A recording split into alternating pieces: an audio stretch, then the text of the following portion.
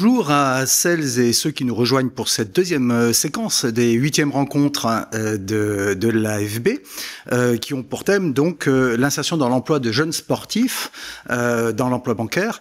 J'ai le plaisir de recevoir sur le plateau donc Thibaut Desjonckers. Thibaut Desjonckers, vous êtes chercheur, vous êtes le fondateur de l'agence Pluricité, qui est une agence qui est spécialisée, qui est un bureau d'études en fait, qui est spécialisé sur la recherche, le conseil. Vous êtes sur l'évaluation, particulièrement des politiques publiques ou des dispositifs tels que celui d'Apple, bien sûr, et de la mesure d'impact. L'AFB et l'Apple ont souhaité se tourner vers vous pour que vous puissiez réaliser une étude qui fasse un peu le bilan, si on peut dire, et peut-être projette un petit peu aussi l'avenir sur le dispositif, donc de ce dispositif Apple, Déclic sportif, d'insertion dans l'emploi des métiers bancaires. Alors, tout de suite, je voulais savoir comment vous avez perçu cette commande. Bonjour Olivier, effectivement, donc je suis Thibaut Desjonckers, j'ai créé Pluricité il y a 20 ans et notre quotidien c'est d'évaluer l'impact des politiques publiques, des politiques sociales, des politiques d'insertion, d'emploi. Et notre quotidien c'est d'aller à la rencontre des bénéficiaires et puis d'analyser, d'évaluer, de mesurer les conséquences des politiques publiques, des projets qui sont menés pour ces jeunes, pour ces moins jeunes, en matière d'emploi, en matière de citoyenneté, en matière de bien vivre ensemble, etc. Et donc j'ai reçu un petit appel de l'AFB qui m'a demandé, avec nos équipes, d'aller évaluer les impacts de ce programme Déclic sportif dans les banques, avec une question: est-ce que ça fonctionne? Est-ce que ça marche? Comment ça marche? Voilà, exactement. Comment ça marche? C'était la question. Et la deuxième question, c'était si ça marche, qu'est-ce qui fait que ça marche? Donc on est allé avec mes collègues, avec Nathan, avec Estelle, et on est allé sur le terrain, on est allé à la rencontre des protagonistes, on appelle ça les parties prenantes du programme. Donc on est allé à la rencontre des jeunes, on a fait des enquêtes, on est allé à la rencontre des banques, des managers, des RH, des directeurs d'agence, et on a sillonné le programme. Je rappelle 827 jeunes depuis 10 ans qui ont été intégrés dans ce programme. Et donc on a été intégrés, pardon, dans le programme. Dans les métiers bancaires. Dans les métiers bancaires. C'est bien de le préciser, voilà. Parce que Déclic sportif s'adresse aussi à d'autres secteurs économiques, mais là on parle bien des métiers bancaires. Voilà, et à ma connaissance, moi ça fait 20 ans que je travaille dans l'évaluation des politiques publiques d'insertion, et c'est le seul programme qu'on ait évalué sur ce registre qui allie sport, insertion et finance et banque. Et donc, on a déployé nos outils, nos méthodes qualitatives, nos méthodes quantitatives, nos entretiens, nos enquêtes, nos analyses économétriques pour mesurer l'impact du programme sur, alors, deux choses qui nous intéressaient particulièrement. Un, le devenir des jeunes, voilà. Et puis deux, aussi, l'impact dans les agences bancaires, que ça changeait, ce programme. C'est ça. Et alors, justement, vous dites programme, donc une approche qualitative du programme. C'est la première fois que ça s'est fait. Alors, quels sont les premiers résultats, ou plutôt les résultats les plus marquants que vous avez pu constater? Alors plusieurs. On va passer d'abord au registre premier. C'est quand on nous a posé la question: est-ce que ça marche? Alors, est-ce que les jeunes restent? Alors, déjà, est-ce qu'ils restent dans le programme? Et puis, est-ce qu'ils restent dans les banques? Donc, le premier résultat marquant de l'évaluation, c'est oui, ils restent. Retenez peut-être un chiffre: 76% des jeunes qui intègrent le programme sont employés, soit en CDD, soit en CDI, dans les banques pour lesquelles elles ont été intégrées, pour lesquelles elles ont fait un contrat de professionnalisation. Donc 76% de taux de sortie positive, dont la moitié sont en CDI. Donc ça, c'est un premier renseignement. Deuxième enseignement, la fidélisation. Parmi ces 76%, la moitié, un tout petit peu moins de la moitié, qui reste dans la banque dans laquelle elles ont fait le programme, dans laquelle elles ont été en contrat de professionnalisation. Ça aussi, c'est un enseignement important.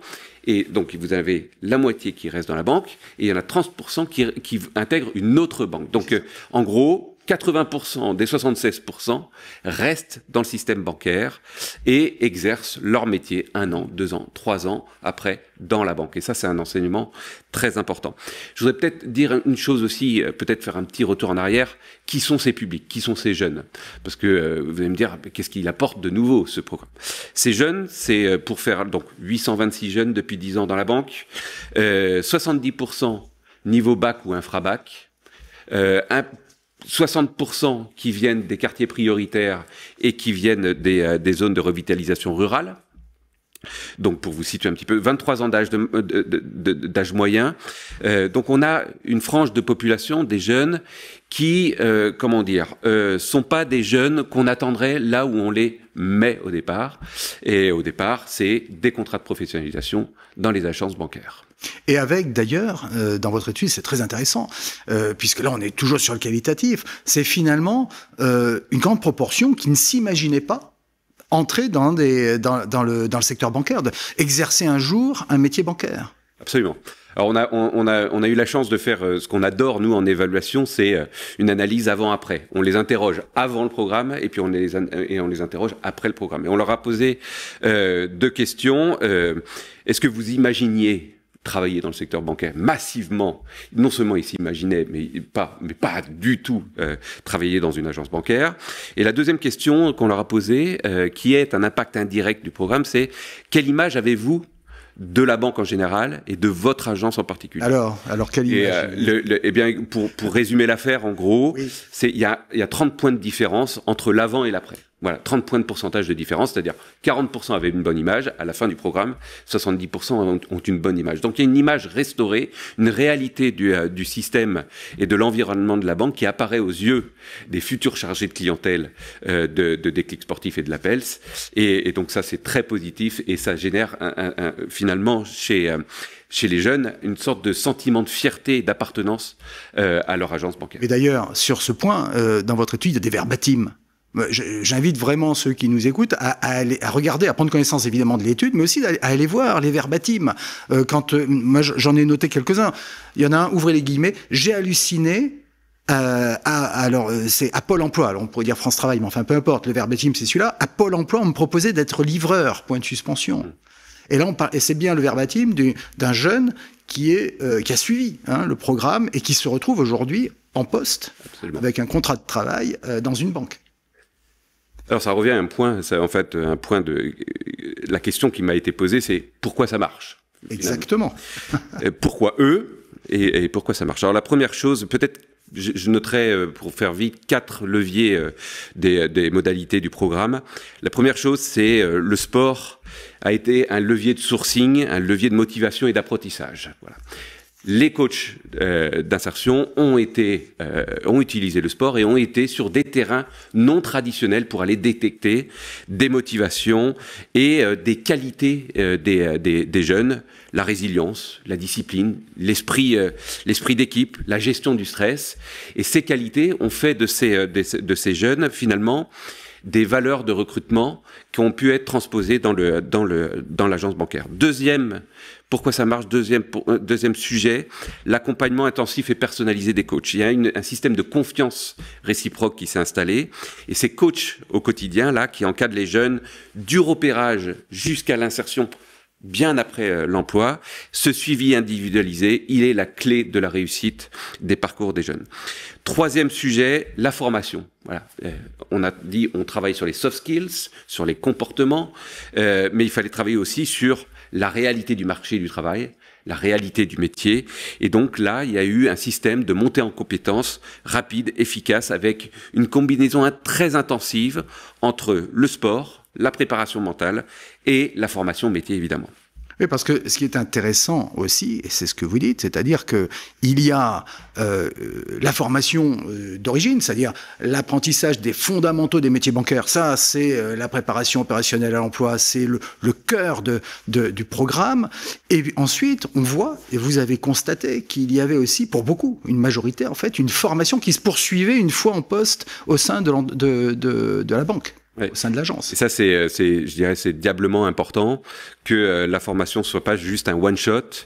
La formation, elle s'établit dès le premier instant, la première rencontre, jusqu'à la poursuite du contrat de professionnalisation et l'intégration définitive dans la banque. Et ça, c'est ce que vous disent aussi les RH, puisque vous avez aussi évidemment regardé du côté des employeurs, leurs ressentis, les enseignements qu'ils en tiraient, parce que je rappelle quand même que ça fait 9 ans maintenant que les banques sont dans ce programme-là. Donc il y a une pérennité de l'engagement des banques. Tout à fait. Alors, pour résumer ce qu'ils nous ont dit, d'abord, ils ont salué la qualité de la préparation des jeunes, qui, pour de nombreux jeunes, arrivent davantage près que par d'autres voies de recrutement, étonnamment. Voilà. La deuxième chose qu'ils nous ont dit, c'est que, très étonnamment, là aussi, ces jeunes dans l'agence, ils changeaient des choses. Ils changeaient, en tout cas, ils contribuaient à changer des choses. L'esprit d'équipe, la dynamique d'équipe, la gestion du stress, ils apportaient une différence extrêmement intéressante dans la gestion, dans le management d'une équipe et dans la gestion finalement des différences. Et ça, c'est intéressant. Alors, pour conclure, quels seraient les 2 ou 3 chiffres, les 2 ou 3 mots que vous avez envie de donner pour inciter pour inciter d'abord à prendre connaissance de votre étude. Bon, mais aussi pour peut-être, pourquoi pas, inciter des jeunes qui sont en train de voir, de vous écouter, des jeunes d'entrer dans ce programme. Quels seraient les 3 chiffres ou les 3 mots qui vous viennent à l'esprit? Alors les chiffres, je les ai un peu cités, donc je vais plutôt parler de mots. D'abord, j'ai invité tout le monde à lire cette étude parce que c'est là que se situe la chair de la démonstration. Peut-être aussi dire que dans l'étude, pas d'angélisme.